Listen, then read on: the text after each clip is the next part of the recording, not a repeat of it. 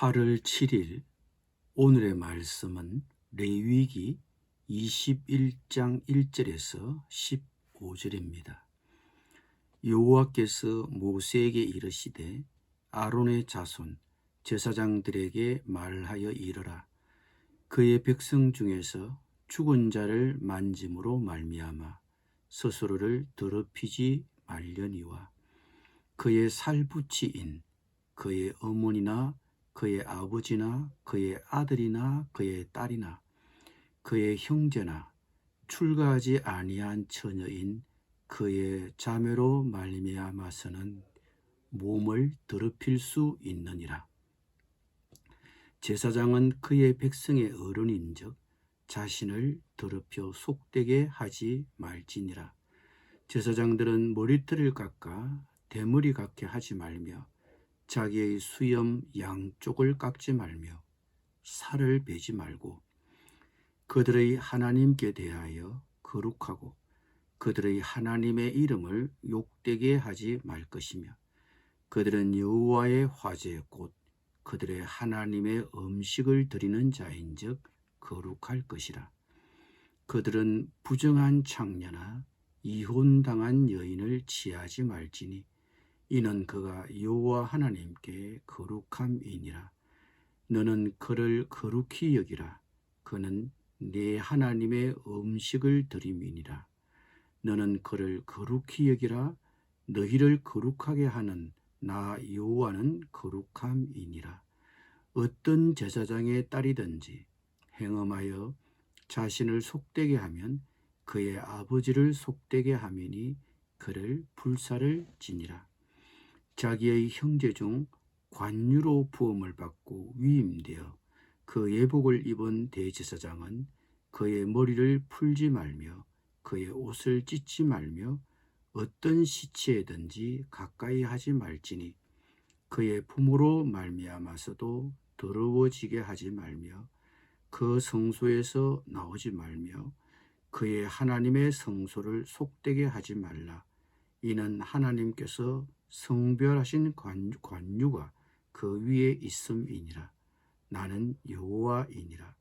그는 처녀를 데려다가 아내를 삼을지니 가부나 이혼당한 여자나 창녀짓을 하는 더러운 여인을 취하지 말고 자기 백성 중에서 처녀를 취하여 아내를 삼아 그의 자손이 그의 백성 중에서 속되게 하지 말지니 나는 그를 거룩하게 하는 여호와임이니라.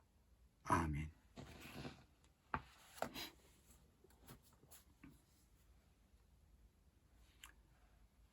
(21장은) 특별히 성결해야 하는 제사장과 관련된 문제를, 22장은 극히 세심하게 다루어야 할 제사에 대한 지침을 제공합니다.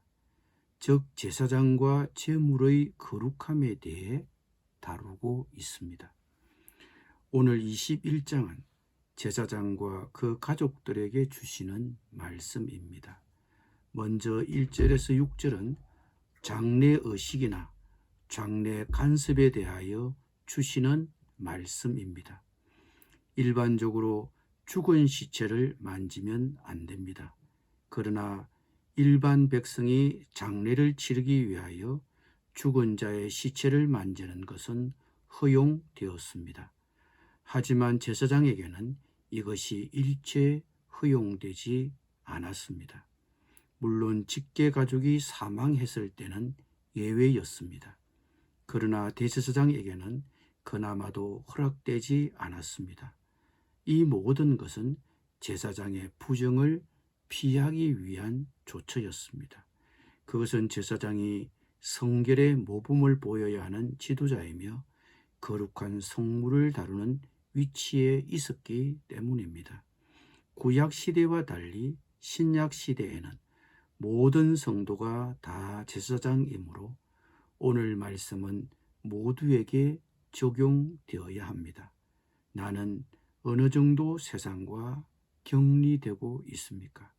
세상에서 할 것 다 하고 가질 것 다 갖고 만날 사람 다 만나고서 어떻게 거룩하게 살 수 있겠습니까? 하나님은 장래 간섭에서도 가나안의 세속적인 장래 문화가 조금이라도 스며들지 못하도록 막으셨습니다. 5절에서 머리털을 미는 것이나 수염 양쪽을 깎거나 살을 베는 것은 가나안 사람들의 자신의 애도를 표현하는 장래 간섭이었습니다. 하나님은 이러한 세속적인 장래 문화가 조금이라도 제사장에게 영향을 미치지 못하도록 막으셨습니다. 이처럼 하나님은 장례 절차에서도 제사장들이 세속 문화와 철저히 구별되도록 격리하셨습니다. 죽은 자를 위해 자신의 슬픔을 표현하는 이런 예도 간섭까지도 가볍게 넘기지 못하도록 하시는 이러한 사례를 볼 때 하나님의 성결의 요구는 인생의 모든 영역에 적용됨을 알 수 있습니다. 신명기 14장에 보면 머리의 일부를 밀며 죽은 자를 위해 애곡하는 풍습을 하나님은 모든 백성에게 금지시켰습니다. 그리고 이것이 다 하나님을 욕되게 하는 행위라고 규정하고 있습니다. 우리가 다 하나님의 음식, 하나님께 거룩하게 바쳐진 하나님의 소유이기 때문입니다. 하나님은 오늘 나의 어떤 영역에서 특별히 거룩을 요구하고 있습니까?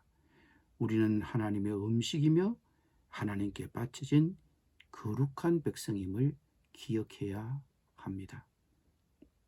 다음으로 제사장의 결혼에 대하여 규정하고 있습니다. 7절입니다.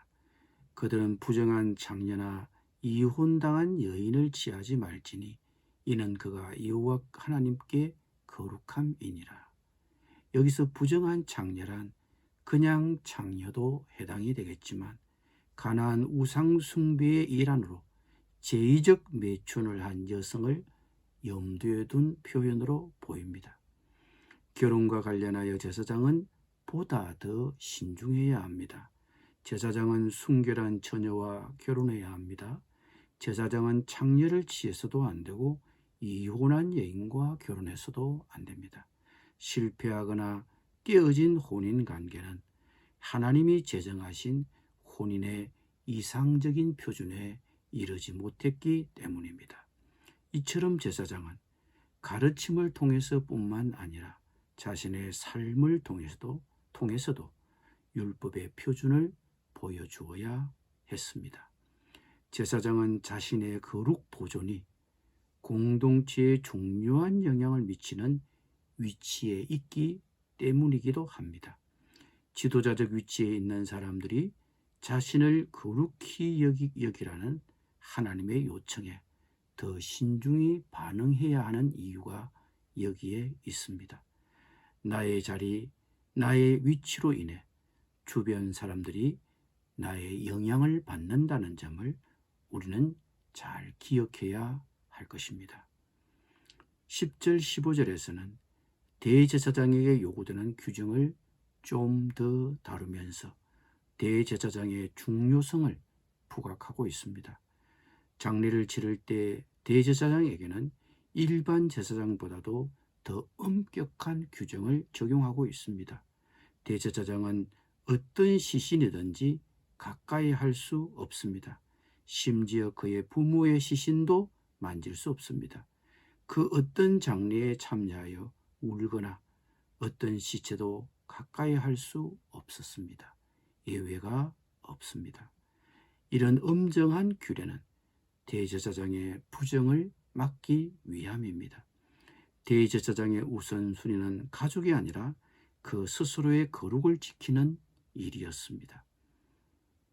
그는 하나님 앞에서 이스라엘 백성의 공동체의 대표였습니다. 하나님과 백성의 중재자였습니다. 전 백성을 대신하는 대리인이었습니다. 그러므로 대제사장이 더러워지면 결국 중대한 문제가 발생하게 됩니다. 그런 면에서 오늘 본문은 교회 지도자들에게 더 적용되어야 합니다.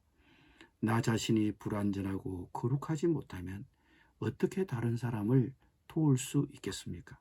나는 지도자로서 어떤 부분이 영적으로 불완전합니까? 어떤 부분이 보다 더욱 철저히 세상의 간섭과 문화로부터 격리되도록 노력해야 하겠습니까? 기도드리겠습니다. 거룩을 요구하시는 하나님, 우리가 세속 문화로부터 구별될 수 있도록 지켜주옵소서. 우리에게 영향을 미치는 세속 문화와 결별하도록 하겠습니다. 가까이 하지 않도록 주의하겠습니다. 우리를 세속 문화에 젖지 않도록 지켜주옵소서. 예수님의 이름으로 기도드립니다. 아멘.